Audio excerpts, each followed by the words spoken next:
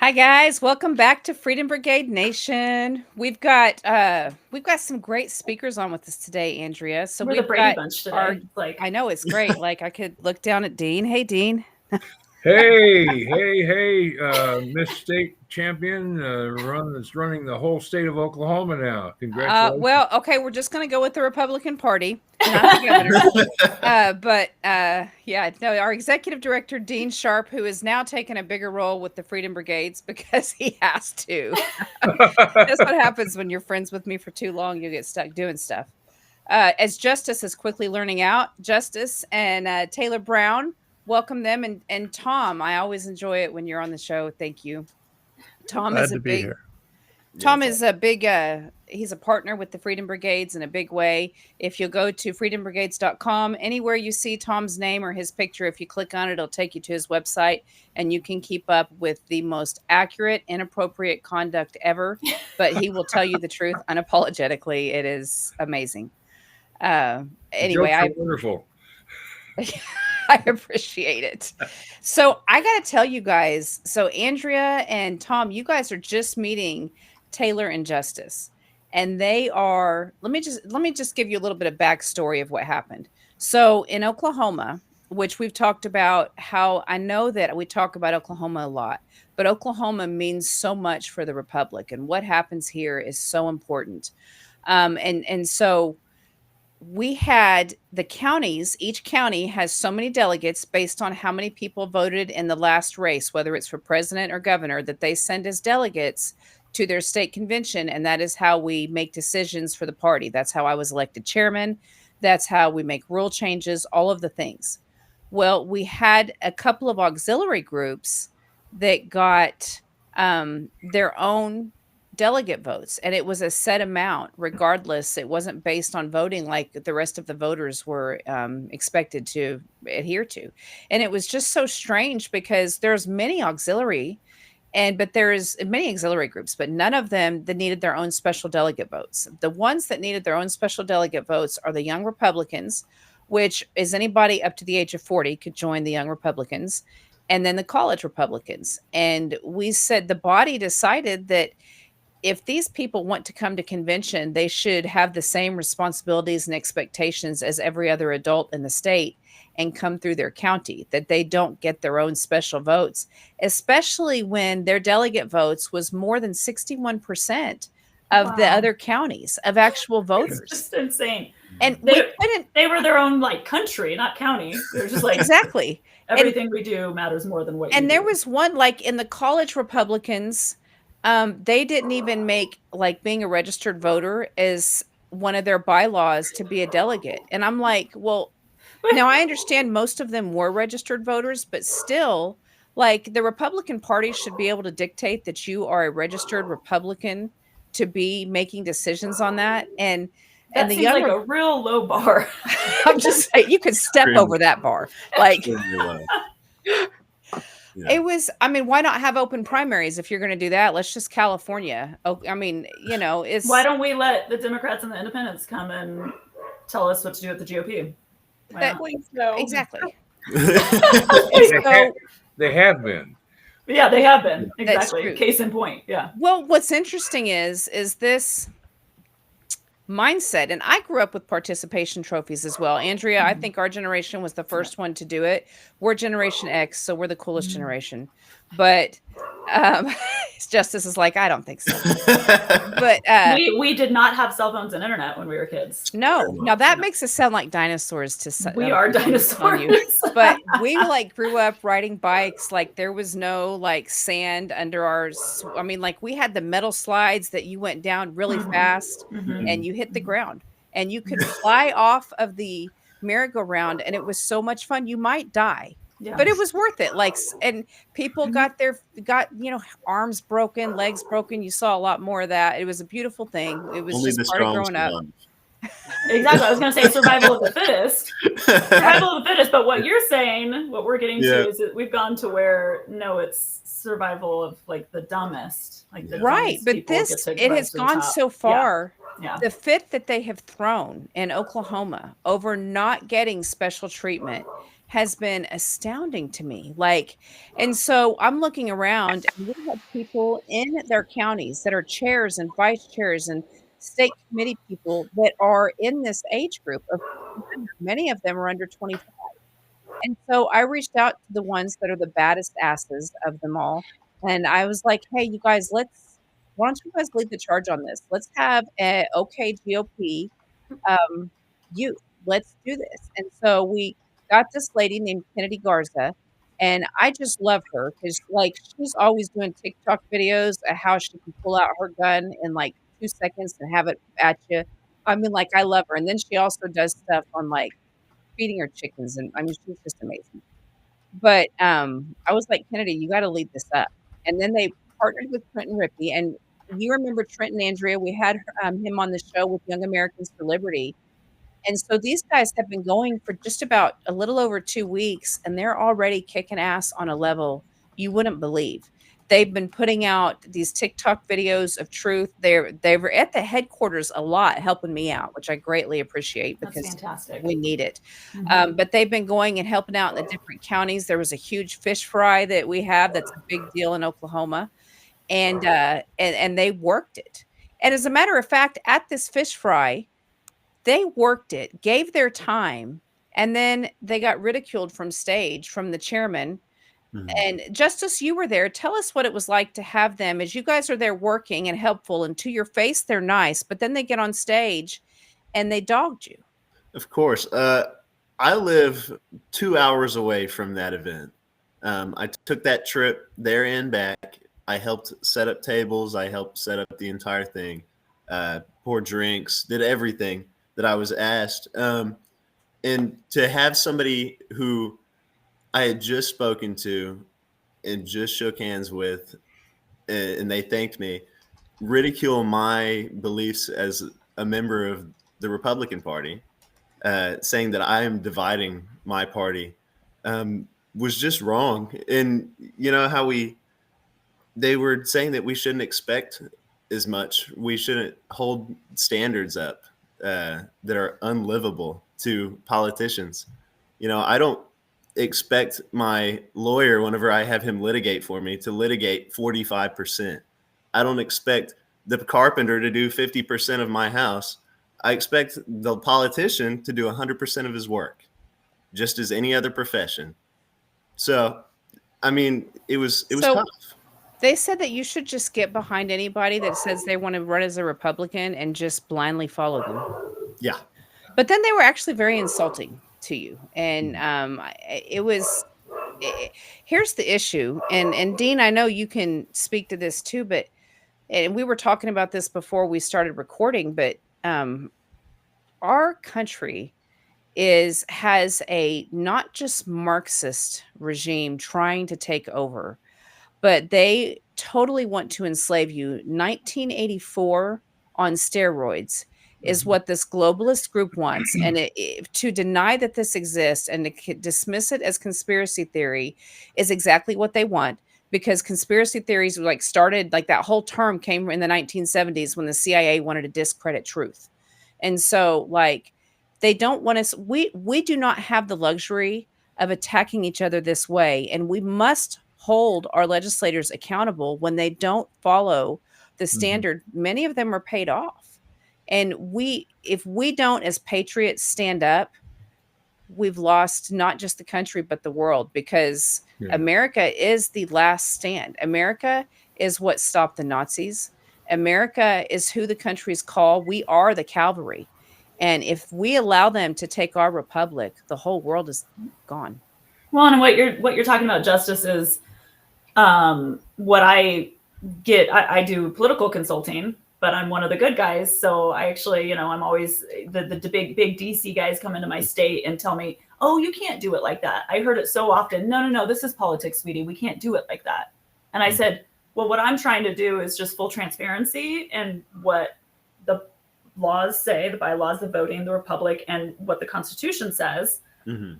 You're telling me that I have to participate in some of the lies and the corruption and the lack of transparency in the party in order to get a job, or in order to be a politician, or in order to be successful in this space. If I want to be successful in politics, I can't demand transparency. That's what they're telling you. And that's the thing that drives me nuts. And that's why what Charity's doing and what you guys are doing is so important. They literally tell us to sit down and shut up, because that's just not how the game's played.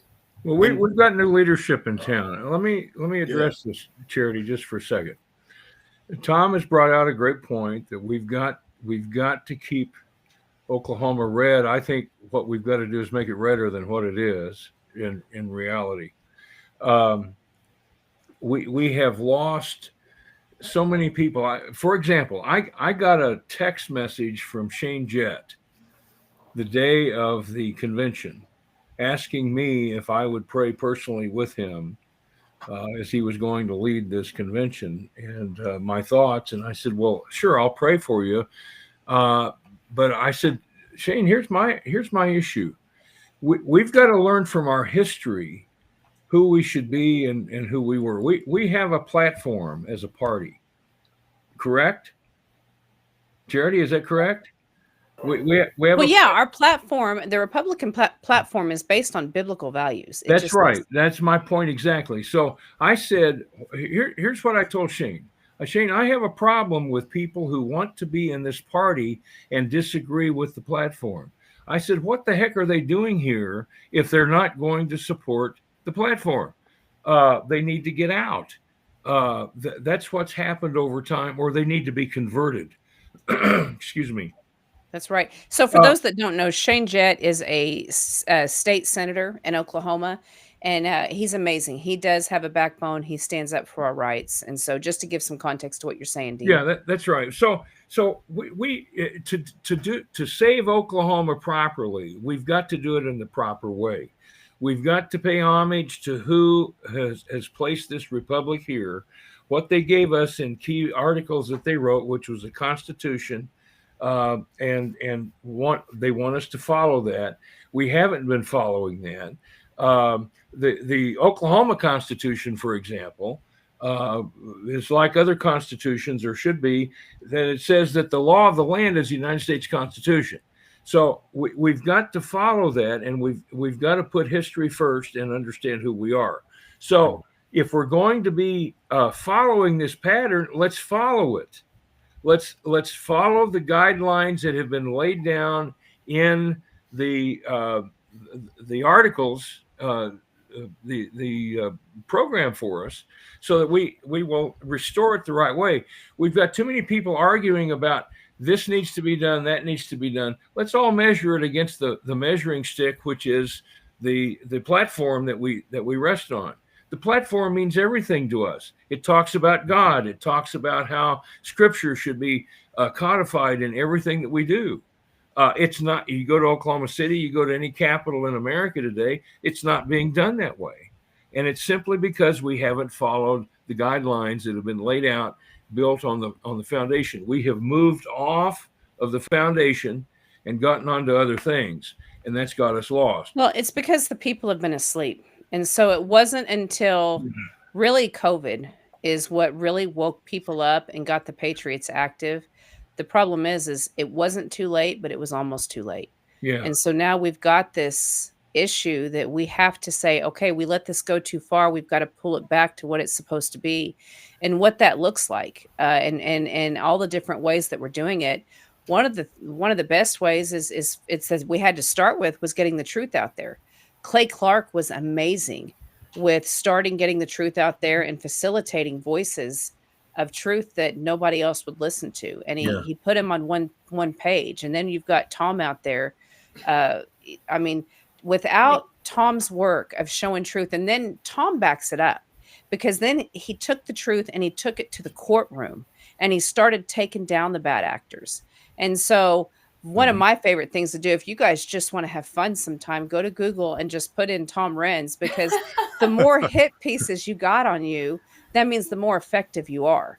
if you don't have any haters, you probably don't have much of a backbone, or you're not making much of a difference. The more haters you have, the more you're getting done. Well, and Charity, you're right there in the mix. It's all exposing the corruption, though. So when you talk about patriots waking up, we're rising up, we're waking up because we were sleeping and we were thinking, oh, my local GOP, they do everything above board, right?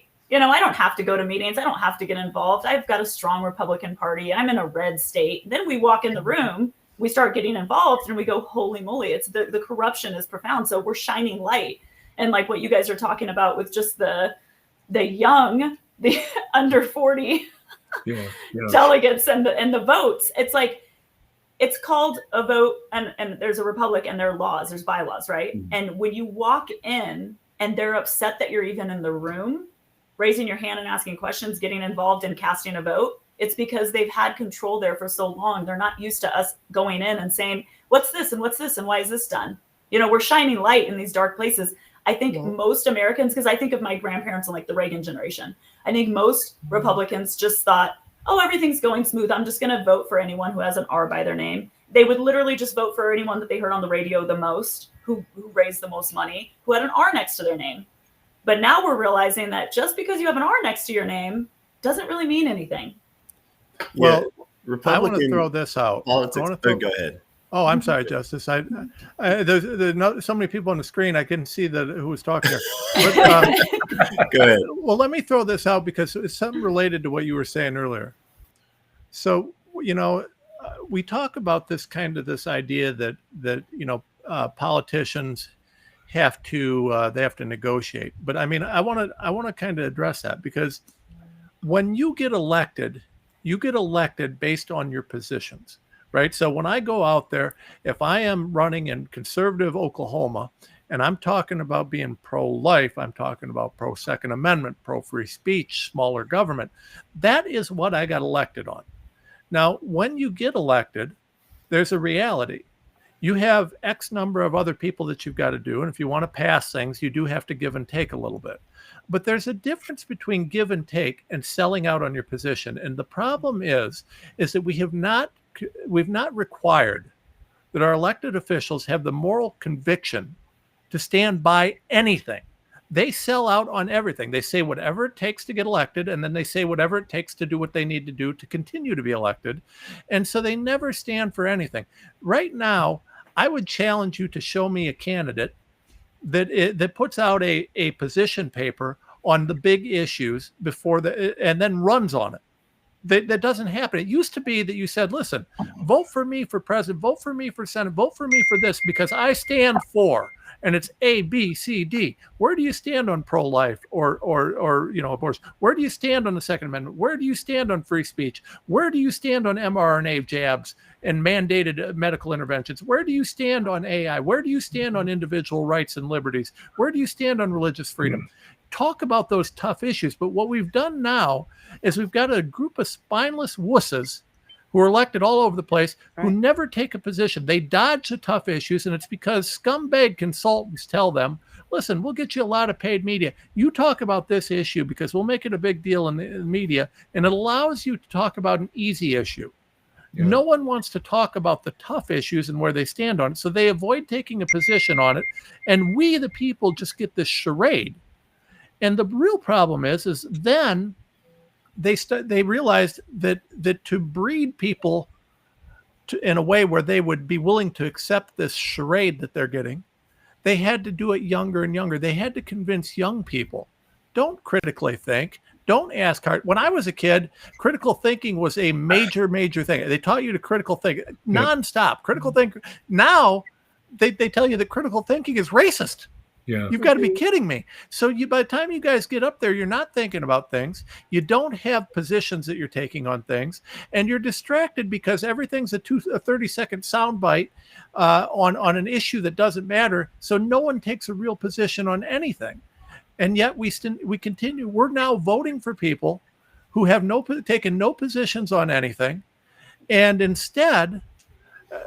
They just, they're just really good on social media, or they're really good on a 30-second soundbite. And we've moved from people of substance to people who are spineless, who are meaningless. And we've convinced a lot of our younger generation, especially, that's okay, as long as they're cool, as long as they do well. They're influential on social media. It used to be where they can do a 5-minute soundbite on the news. Now it's down to a 30-second soundbite on the social media reel. As long as you can do that well and look good, and then you're electable. But you don't have to stand for anything. The public has to quit buying it. I'm sorry, the public has to quit buying it. We have to, and it's the money, right? Because I've already had people come to me and say, if you leave this alone, we can give money to the party. We can, and if you're willing to sell out, and you have to, because these, I have not, just for the record, but I understand these people that are the candidates.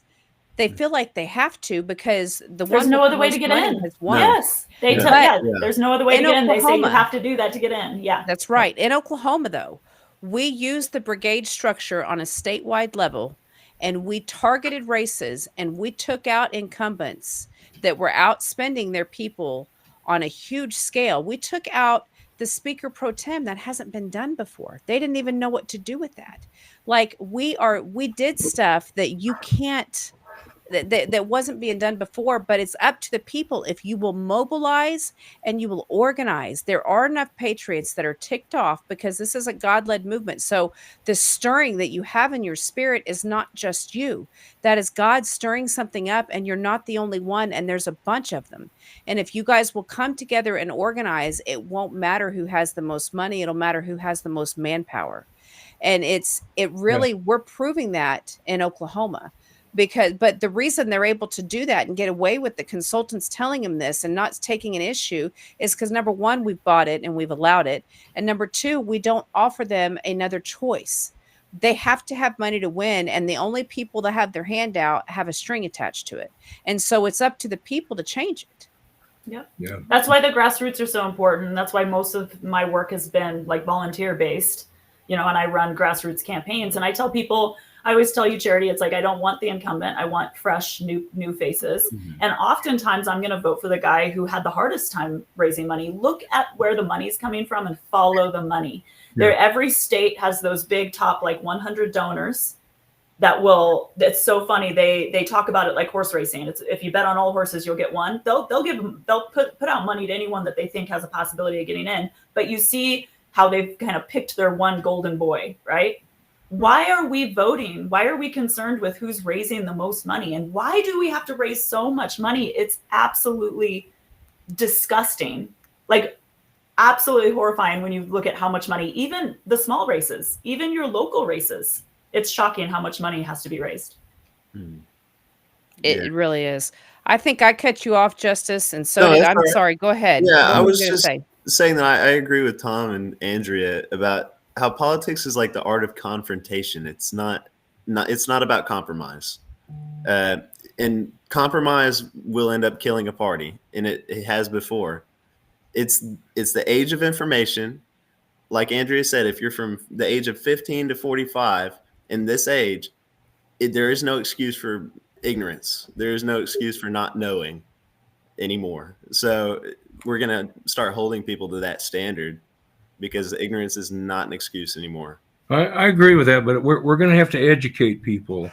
We're concerned about children's education. I'm also concerned about the adults' education, because they don't know. They've been taught such sloppy things in their life. They're like water. They just go to the level of least resistance, and they put up with anything. And we've got to change that. We've got the opening now. We've got Charity elected.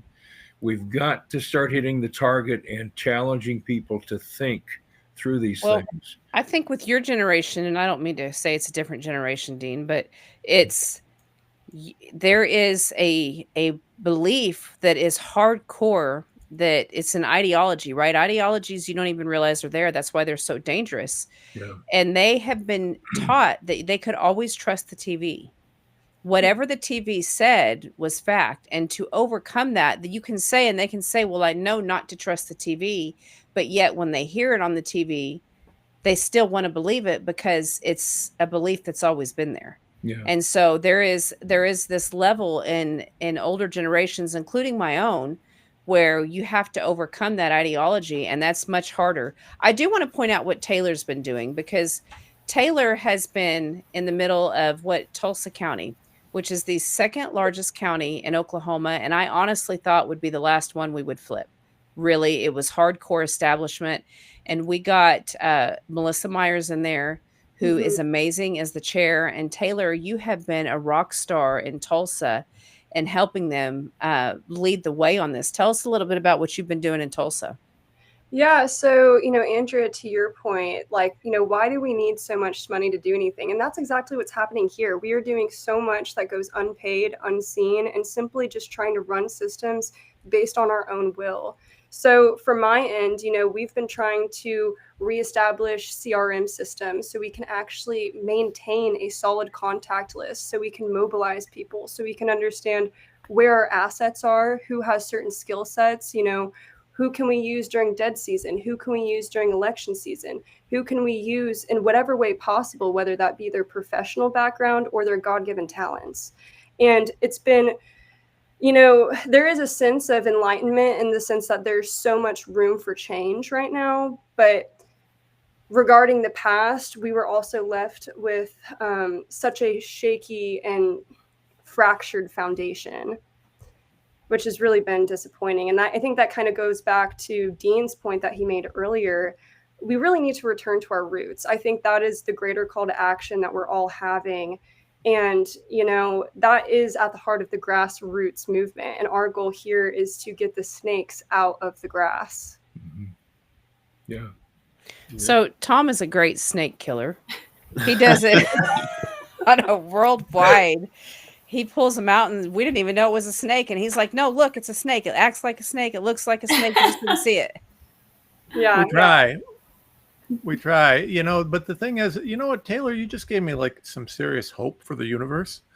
One of the things that I marvel at is there's a reason the women are taking over the world. Y'all are so much more organized and disciplined than men. I mean, you put a bad guy in front of me and I'll punch him, and I don't care who it is, and I'm good to go. And you want crazy action, I'm your man. But the what you were talking about, getting the CRM, Justice, no offense, brother, you might be more organized than me. You may be, but I'm just saying, across the board, the ladies I deal with, he's saying he's just like you, Tom. Yeah, exactly. Yeah, there you go. Yeah. The ladies I deal with tend to be much more methodical and structured in their approach in certain things. Now, I'm very methodical in terms of my planning to punch the bad guys, but the way that it's done. Now, you talked about getting the CRM management tools and some of these things going. Now, when we say that on air, that's not as sexy as me talking about punching someone in the face. But long-term sustainable victory requires that. That's brilliant. That is wonderful that you're doing that. And it's great that you're doing it, in Tulsa, because, I mean, that's necessary. It's just such a critical component of the whole Oklahoma system. These are the sorts of things that we need people to do and to lead in, right? So Taylor taking that initiative and jumping on that, getting it moving. This is so crucial. And one of the things that I hope, and Charity, I don't know, I haven't had a chance to chat with you about this, but I hope the Freedom Brigades, Taylor, I don't know if you're involved in it. I hope you are, because what we need is for people like you to help design and set structures and procedures that can be replicated around the country. So you take that GOP, that local GOP back, you take a place like Tulsa, you get someone like you in a position where you can have an impact. And then what do? Well, this, the idea of structuring and bringing in CRM software and bringing in this is so black and white, and it's so nuts and bolts, and it's something that you can see in my world, right? So I'm out there. Let's go punch this guy. Let's go let's fight. But there's got to be someone behind you. And Justice, this is my advice to you, because you're like 90 years younger than me. Learn this quicker than I did. Okay, please. This is my advice. And Dean, you might agree with me on this one too. When the ladies tell you that you need to pay attention to the details, make sure that you get out of their way and let them do it. Yep. Because they're going to probably be better at it than you. And it's foundational, because if you're like me, and a lot of people are, and I joke about the guy-girl thing, but it doesn't really matter. It's really about your individual personality. if you're a guy that wants to shake things up and change the world and fight things, you tend to focus on these big things. But at the end of the day, the principle, discipline, structure, the lists, the organized approach, those are what make it sustainable. I can go in and I can shake up the universe, and you're right, I can find those snakes, I can pull them out, I can shake them, I can kill them. But at the end of the day, making that sustainable means replicable, consistent, not sexy, but critical foundational things. They have to be in place. And so I just, Taylor, whatever you're doing, someone needs to promote you, and you need to be doing more of it. And then you need to be helping to create structures and leadership and mechanisms around the country, because I don't know who told you to do that or where you came up with that or if it was yours, but it was a very good, But this is exciting this is why we need the young people involved. So I keep thinking of the young people that have become patriots, or I mean, a lot of them just aren't Democrats. They're like, okay, I might vote independent. I'm definitely more libertarian. But I mean, I talk about this with Seth stuff too. A lot of young people are into prepping, disaster preparedness, and all this because they lived through COVID, Tom. During their high school, their prom got shut down. They weren't able to play sports. They were told to wear a mask. They lived through this crap. And now at a young age, they're like, wow, that's how corrupt it got that quickly.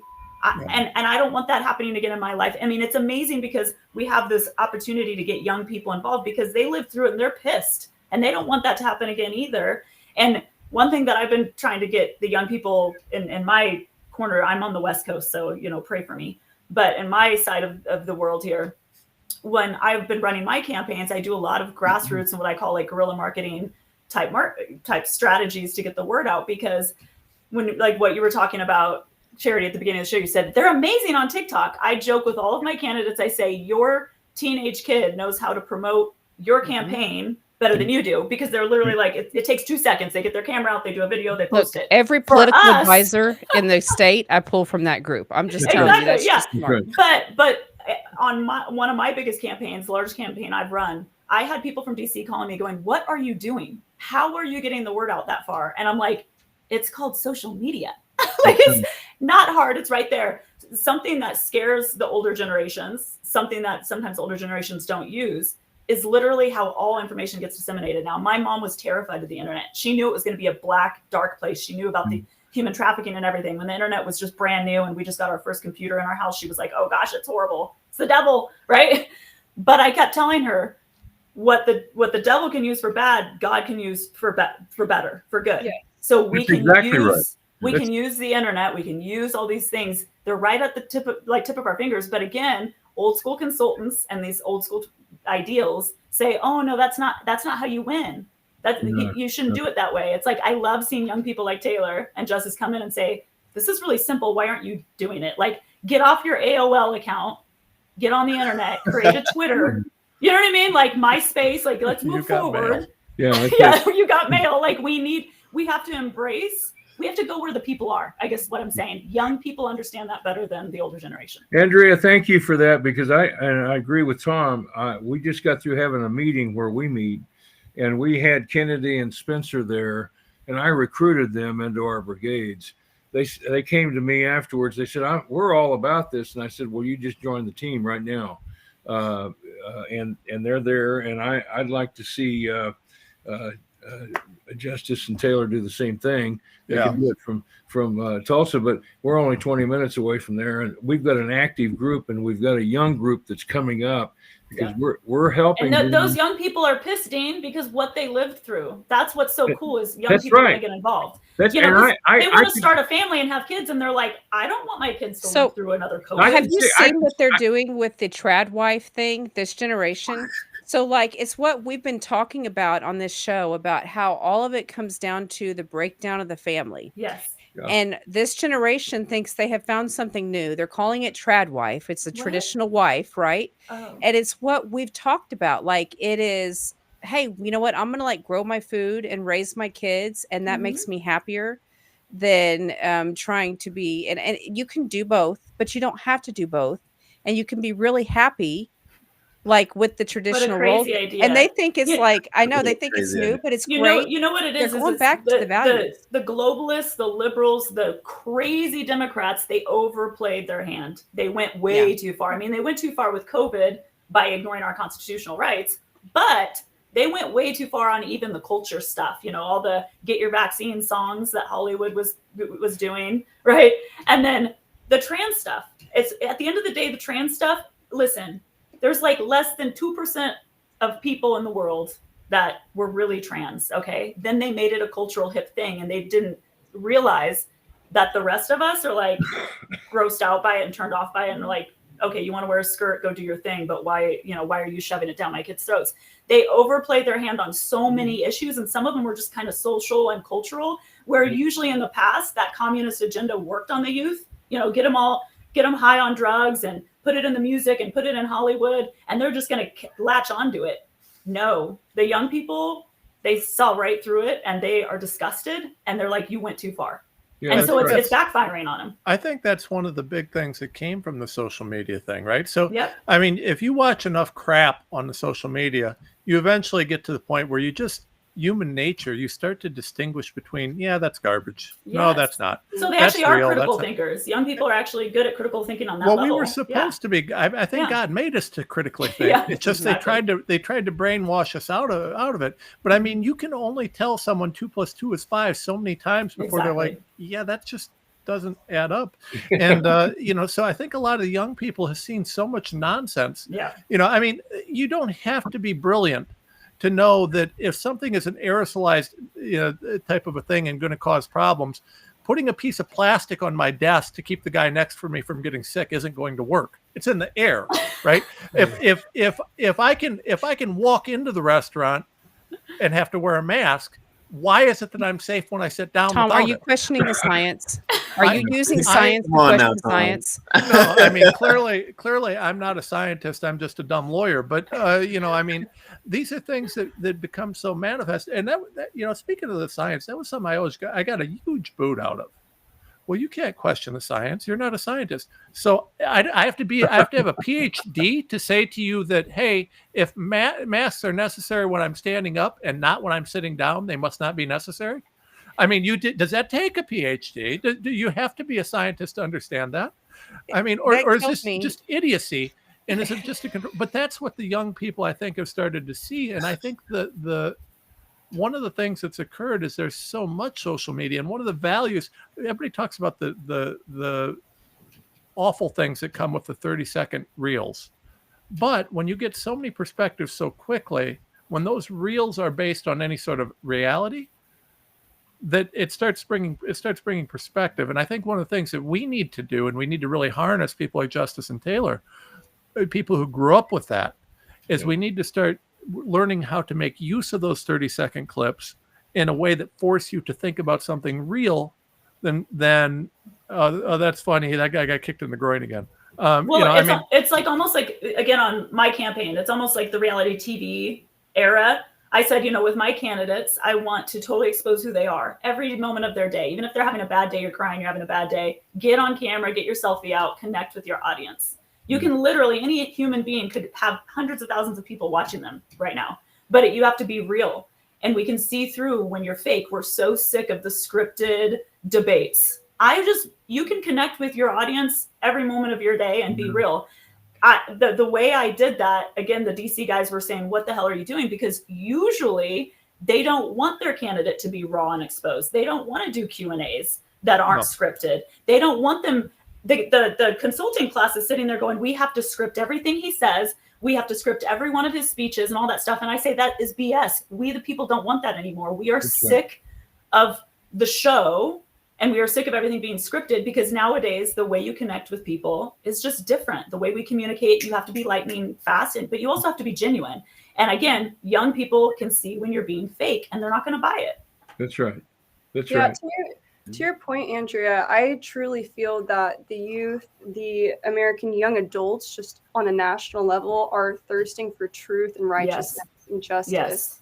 And you can truly see that taking took place throughout the grassroots movement throughout our country. And it is Amen. extremely telling of the direction that we're going in. And I always like to bring into mind God's permissive will, because oftentimes we can say, why is this happening? This is so awful. You know, these ideologies, our kids, etc.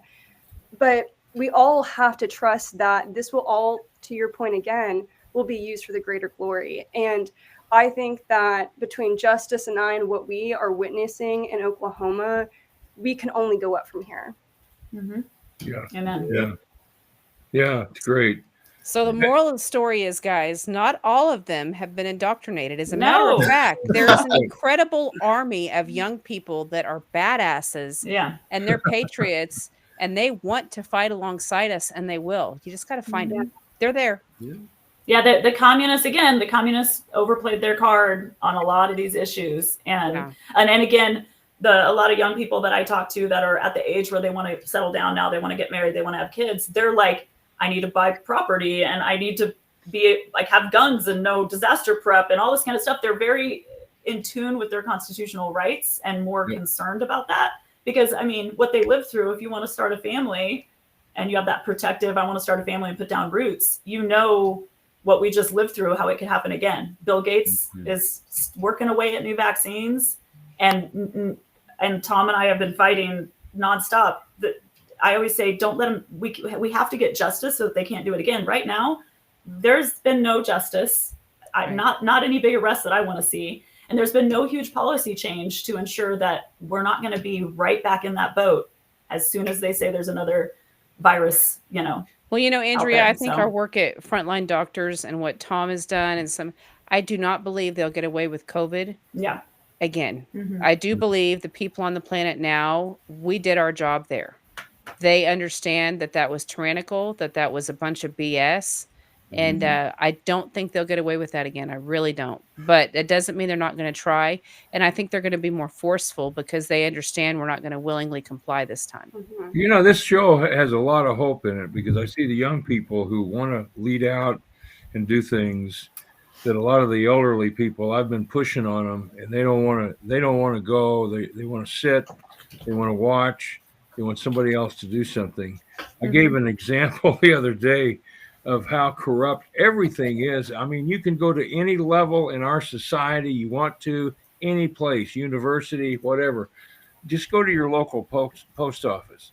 And there's a lot of postal jokes, but they're advertising, we're hiring. And so the leader of our post office was out there, and I was talking to her, and I said, hey, why don't you make English a requirement for people that you hire? And her response was, that would be discrimination. She was serious. And I want people, and I shared this with a lot of people. Now, the young people that I spoke to, they said, that's crazy. We got to stop that. The older people didn't do that. I'm excited to see young people like Justice and Taylor here with us today, like Kennedy and Spencer that were with us the other night. It's amazing to see how much they want to go. I wear a recruiter's hat all the time. You can't see it, but it says recruiter on there. And I'm out looking for brigade members to come and fight with us. And I appreciate. Well, go ahead, Justice. Tom, I was going to give you the last word anyway. Well, I just wanted to say real quick though, because I think to Dean's point, Justice and Taylor here, I used to talk about this a lot, right?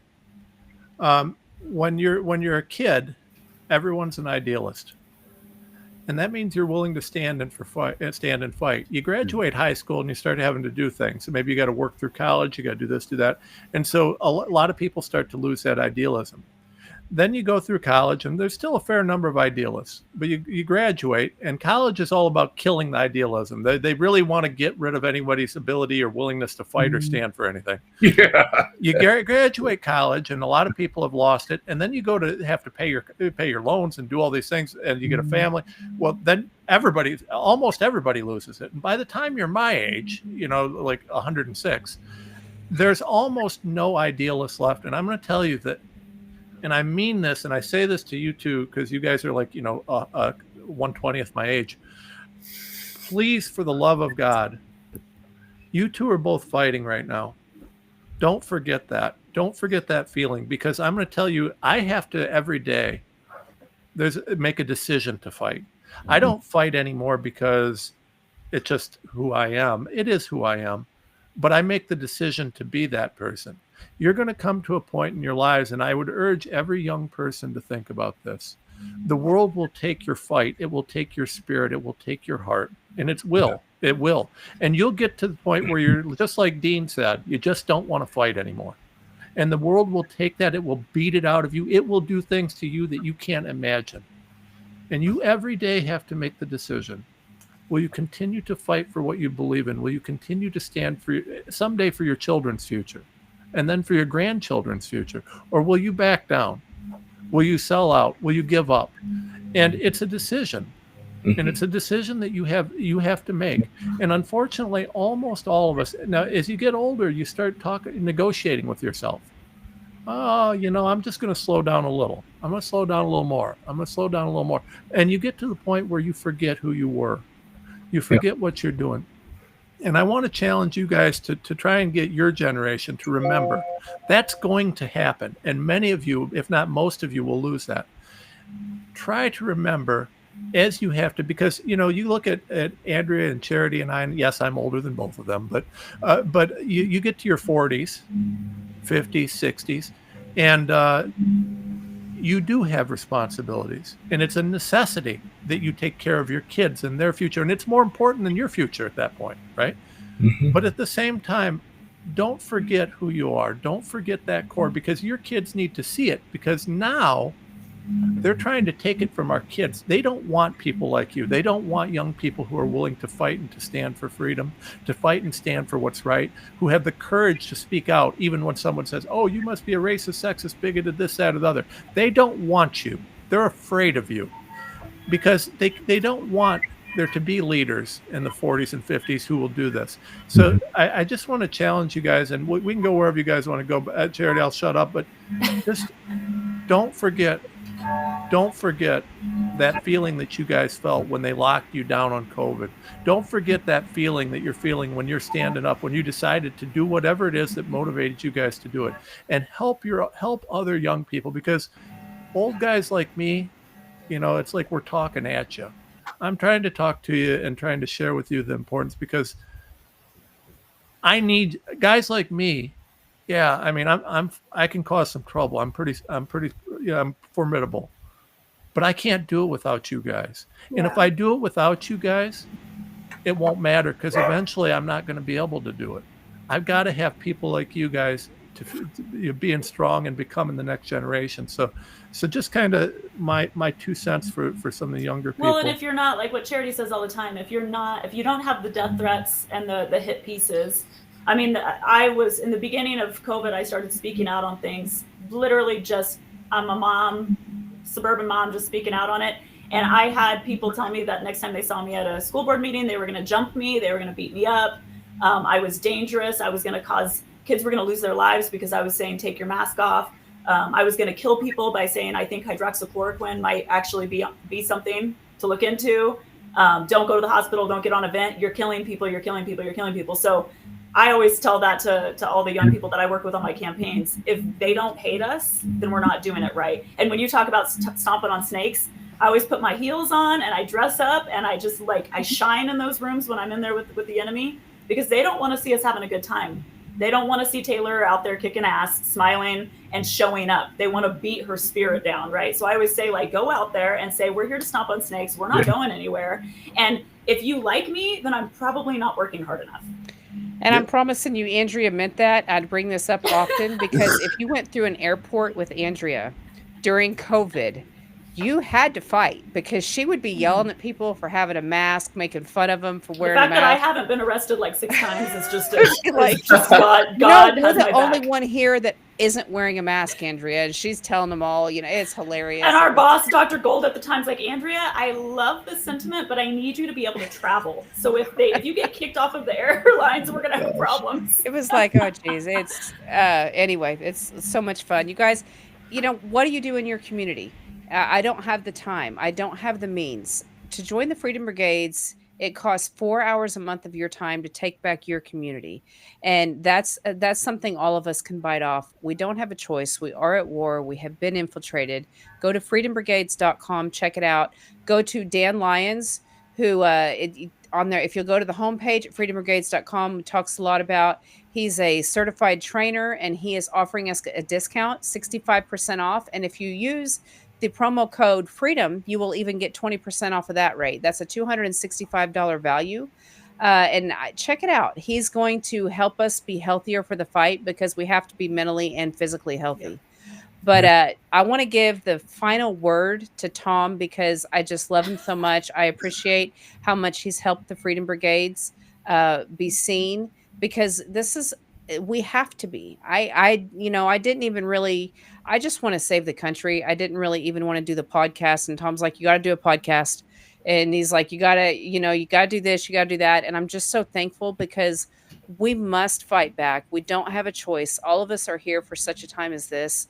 And I'm just so grateful for the work every person on this call has done. Andrea does stuff you guys don't see behind the scenes. Yes, she does more than put up with me and Tom. She puts up with Tom on this level, guys. And she puts up with so many freedom fighters. Yes, it is. She is behind the scenes and with so many freedom fighters, you wouldn't even imagine the work she puts into it.